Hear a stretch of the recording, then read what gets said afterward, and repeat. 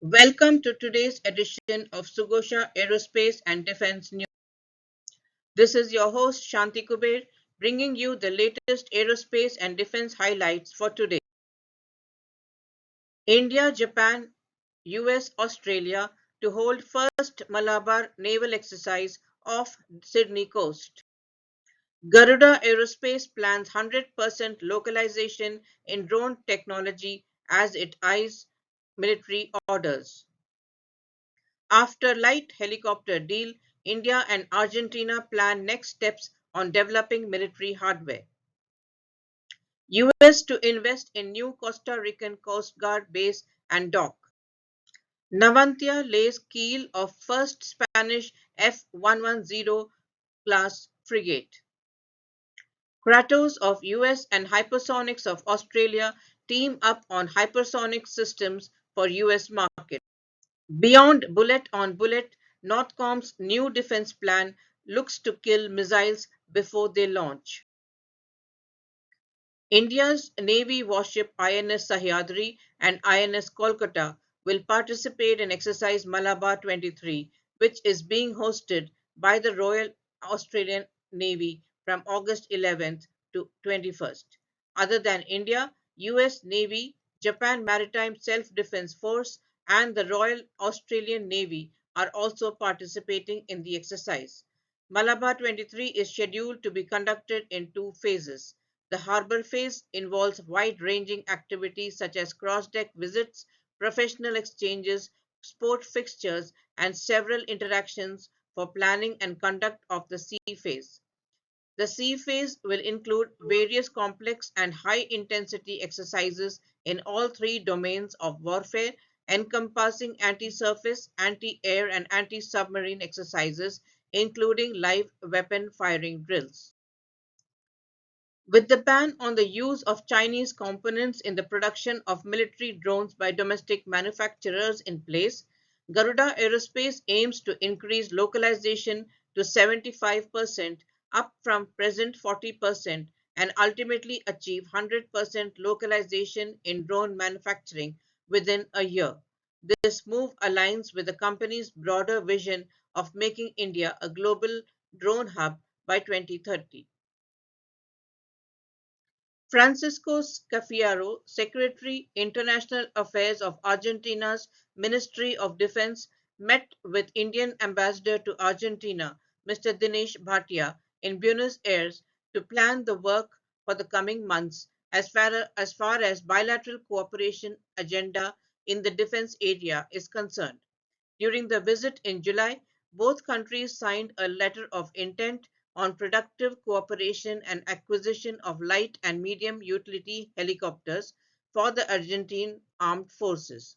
India and Argentina agreed to the signing of a new memorandum of understanding and a training agreement to further consolidate defense partnership between the two countries.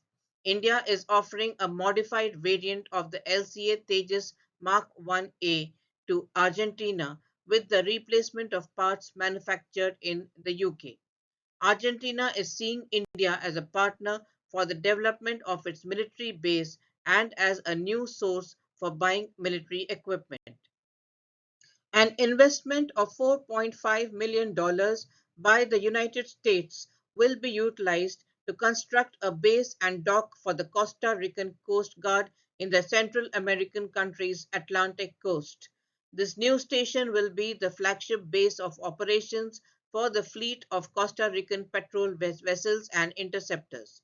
The base and dock will be located at the facilities of Costa Rica's Atlantic Port Authority in Juan Limon Province.